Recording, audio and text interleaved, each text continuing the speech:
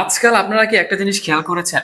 20 বছর ছেলেমেয়েরা বলছে হাঁটু ব্যথা মাজা ব্যথা করছে, এবং 30 বছর ছেলেমেয়েরাও বলছে মাজা ব্যথা করছে হাঁটু ব্যথা করছে। কিন্তু আমরা আগে জানতাম যে মাজা ব্যথা এবং হাঁটু ব্যথা হয়ে থাকে মূলত বৃদ্ধ বয়সী মানুষের মধ্যে, কিন্তু বর্তমান সময়ে এটা ইয়াং ছেলে মেয়েদের মধ্যেও একটা কমন সমস্যা। আমি হাসপাতালে প্রতিনিয়ত এরকম রোগীর সম্মুখীন হয়ে থাকি, কিন্তু বয়স্ক মানুষের মধ্যে নয়। এটা অনেক বেশি বেড়ে গিয়েছে ইয়াং ছেলে মেয়েদের মধ্যে। তাই আজকের ভিডিওটা যদি আপনারা পুরোপুরি দেখেন তাহলে জানতে পারবেন ইয়াং ছেলে মেয়েদের মধ্যে হাঁটু ব্যথা কেন হয়ে থাকে এবং মাজা ব্যথার আসল কারণ কি। আরো জানতে পারবেন কাদের বেশি ঝুঁকি রয়েছে, এবং মোস্ট অফ দ্য ইম্পর্টেন্ট জানতে পারবেন যে ঘরোয়া ভাবে এই একটা বড় সমস্যা থেকে কিভাবে নিজেকে এবং নিজের পরিবারকে রক্ষা করবেন। কারণ মাজা ব্যথা হাঁটু ব্যথা করলে শরীর অনেক বেশি দুর্বল হয়ে যায়, একটু কাজের জন্য বসতে গেলে মাজা ব্যথা শুরু হয়ে যায়। তার জন্য এই ভিডিওটা আপনাদের কাছে অনেক বেশি গুরুত্বপূর্ণ। নমস্কার বন্ধুরা, আমার নাম শ্রীচন্দন দাস, আমি একজন কমিউনিটি প্যারামেডিক্স এবং আমার ইন্টার্নি চলছে আমাদের চট্টগ্রামে গভর্নমেন্ট জেনারেল হসপিটালে। প্রথমে আলোচনা করব বর্তমান সময়ে সবচেয়ে বড় সমস্যা কি। 1 নম্বর হচ্ছে বসে থাকা জীবনযাপন, 2 নম্বর হচ্ছে মোবাইল এবং কম্পিউটারের উপর নির্ভরশীল,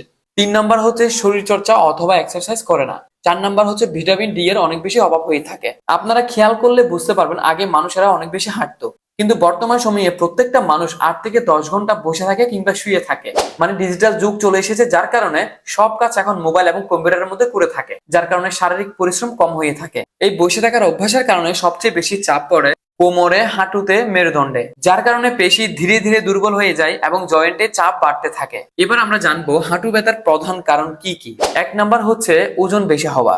যত বেশি ওজন তত বেশি হাঁটুতে চাপ পড়ে, কারণ প্রতি 1 কেজি বাড়লে হাঁটুতে 4 থেকে 5 গুণ চাপ বেশি পড়ে। 2 নম্বর হচ্ছে কার্টিলেজ ক্ষয়। এর মানে হচ্ছে বয়স বাড়লে হাঁটুর ভিতরে নরম অংশটা ক্ষয় হয়ে যায়, যার কারণে হাড়গুলো সংঘর্ষণ বেশি হয় এবং যার কারণে ব্যথা সৃষ্টি হয়। 3 নম্বর হচ্ছে ভিটামিন ডি এবং ক্যালসিয়ামের অভাব, যার কারণে হাড় অনেক দুর্বল হয়ে যায়। 4 নম্বর হচ্ছে বেশি সিঁড়ি দিয়ে ওঠানামা করা।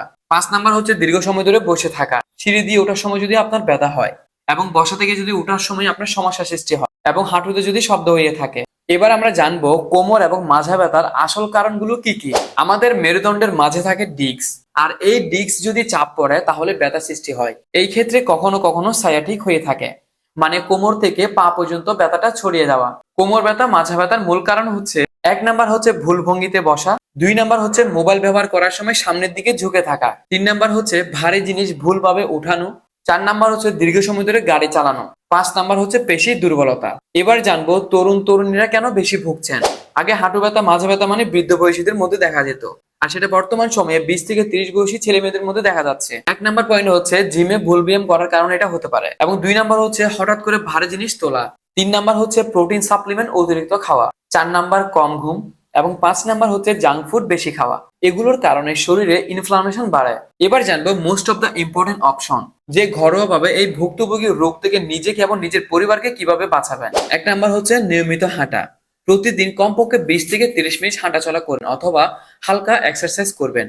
প্রতিদিন 30 মিনিট হাঁটা চলা করলে আমাদের শরীরে থাকা গুরুত্বপূর্ণ অর্গানগুলো সুস্থ থাকে। 2 নম্বর হচ্ছে যদি আপনি স্বাস্থ্যবান হয়ে থাকেন সেক্ষেত্রে আপনার ওজন কমানো অনেক বেশি গুরুত্বপূর্ণ, কারণ আপনি যদি কমপক্ষে 5 কেজি ওজন কমান সেই ক্ষেত্রে হাঁটুর মধ্যে অনেক বেশি চাপ কমে যাবে। 3 নম্বর হচ্ছে সূর্যের আলোয় ভিটামিন ডি। সকালে ঘুম থেকে উঠে চেষ্টা করবেন 8টা থেকে 10টার মধ্যে 10 থেকে 15 মিনিট রোদে খালি গায়ে বসে থাকার জন্য। 4 নম্বর হচ্ছে গরম ছ্যাঁক দিবেন। এই গরম ছ্যাঁক কিন্তু পেশির টান কমায়। 5 নম্বর হচ্ছে হালকা স্ট্রেচিং করতে পারেন, যেমন ব্যাক এক্সটেনশন এক্সারসাইজ এবং হ্যামস্ট্রিং স্ট্রেচ। এগুলো যদি না বুঝেন ইউটিউবে সার্চ করবেন, সেই অনুযায়ী আপনারা এক্সারসাইজ গুলো করতে পারেন। 6 নম্বর মোস্ট অফ দ্য ইম্পর্টেন্ট, সেটা হচ্ছে খাদ্যাভ্যাস। প্রতিদিন আপনার খাবারের মধ্যে দুধ, ডিম, কলা, ছোট মাছ, তিল, বাদাম, কাঠবাদাম, কাজু বাদাম, চীনা বাদাম এগুলো খেতে পারেন। 7 নম্বর হচ্ছে বসার নিয়ম। বসার সময় পিঠ সোজা রাখবেন এবং মোবাইল চোখের সমান স্থানে রাখবেন, এবং টানা 30 মিনিটের বেশি সময় ধরে বসে থাকবেন না। 30 মিনিট পর পর একটা রাউন্ড দিয়ে হেঁটে আসবেন। এবার জানবেন সবচেয়ে ক্রিটিক্যাল সাবজেক্ট, কোন লক্ষণগুলো দেখলে 1 মিনিটও দেরি করা যাবে না। 1 নম্বর হচ্ছে যদি পায়ে অবশ ভাব দেখা দেয়। 2 নম্বর হচ্ছে প্রস্রাব পায়খানার নিয়ন্ত্রণ হারিয়ে যাওয়া। 3 নম্বর হচ্ছে রাতে ঘুম ভেঙে ব্যথা শুরু হলে। 4 নম্বর হচ্ছে হঠাৎ পড়ে গিয়ে হাঁটতে না পারা। সবসময় মাথায় রাখবেন ব্যথা কোনো শত্রু না, এটা শরীরের সিগন্যাল। আমরা যত অবহেলা করি সমস্যা তত বাড়ে। তাই আপনাদেরকে অনুরোধ করব আজ থেকে ছোট ছোট পরিবর্তনগুলো শুরু করুন। নিয়মিত হাঁটা চলা করেন, সঠিকভাবে বসেন এবং প্রতিদিন হালকা এক্সারসাইজ করেন, কারণ সুস্থ হাঁটু এবং সুস্থ কোমর মানে সুস্থ জীবন। আর আপনি যদি কাউকে উপকার করতে চান তাহলে অবশ্যই এই ভিডিওটা শেয়ার করে দিবেন। আপনার একটা শেয়ারের মাধ্যমে একজনের কোমর ব্যথা মাজা ব্যথা থেকে মুক্তি পেতে পারে। ভিডিওটা যদি আপনার ভালো লেগে থাকে অবশ্যই লাইক কমেন্ট শেয়ার করে দিবেন। আর আপনি যদি আমার চ্যানেলে নতুন হয়ে থাকেন অবশ্যই চ্যানেলটা সাবস্ক্রাইব করে দিবেন। দেখা হবে পরবর্তী কোনো স্বাস্থ্য সেবা ভিডিও নিয়ে। ততক্ষণ পর্যন্ত সুস্থ থাকুন, ভালো থাকুন। ধন্যবাদ।